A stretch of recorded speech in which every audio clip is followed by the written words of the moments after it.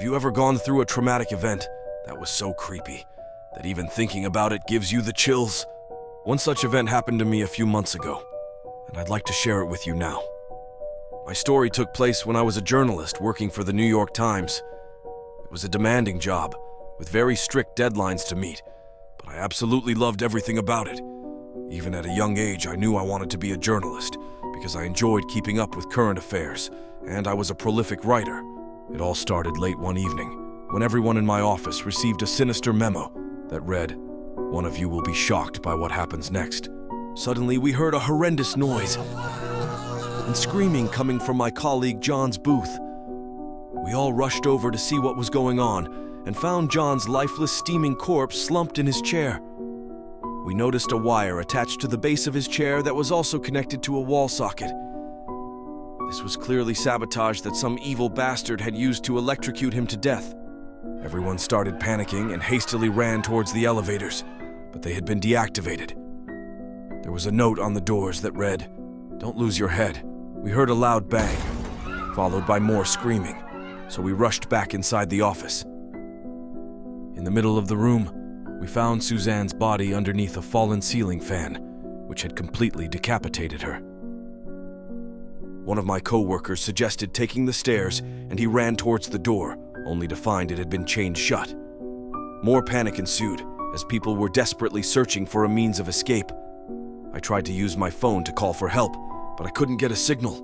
It was almost as if something was jamming it. I ran back to my desk in order to use my computer to alert the authorities, but when I got there, I noticed there was an email in my inbox, which had a video file attached to it. Despite my feelings of anxiety, my curiosity got the better of me, and I reluctantly played it. When I saw what was on the video, a cold shiver ran down my spine. It was Jenkins. Jenkins was a former New York Times employee who had been fired because he would write the most inappropriate, unfunny, shitty puns for all of his articles and refused to stop. His puns had been so atrociously bad that they made dad jokes look like Shakespeare by comparison. The guy was a menace.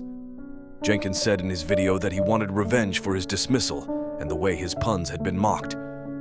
He went on to say that since the New York Times had fired him, he was going to fire the New York Times.